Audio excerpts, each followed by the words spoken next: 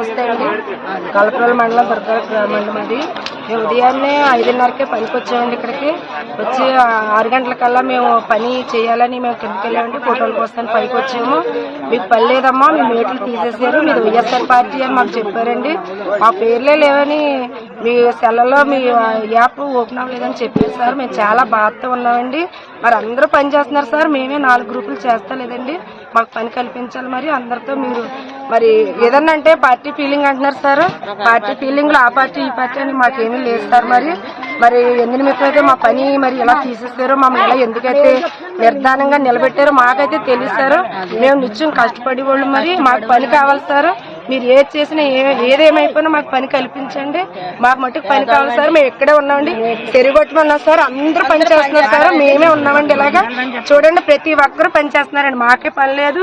మరి ఎందుకైతే మమ్మల్ని ఎలా నిలబెట్టారో మరి మీరే మమ్మల్ని అందరూ మా కోసం మరి మా 4 గంటల కోసం మీరు మరి తీసుకుని ఎస్సీ వెళ్ళండి. మేము మమ్మల్ని మరి ఎలా నిలబెట్టారండి. మరి మీరు మా కోసం మీరు అందరూ మరి ఏం చేసినా మాకు పని కావాలండి.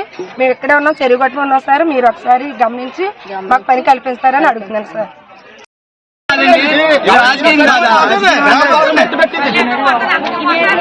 మా పట్ల మనోడు చేసేది సెకండ్ కూడా చెప్పండి. ఊరిని కూడా బహిష్కరణ చేసేయండి. లేకపోతే ఉంటారండి ఎక్కడైనా చూపించండి.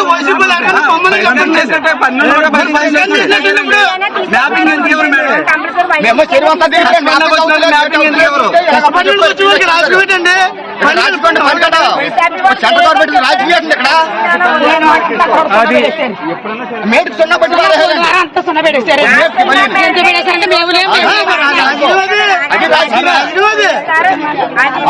అదే మేడం అదేండి నాకు లాగిన ఇవ్వాలండి. మేట్లు మళ్ళీ మామూలు హ్యాపీగా ఇవ్వకండి. వదిలేకపోయారండి. పని జనాలు అనుకుంటున్నారండి. Please subscribe .news.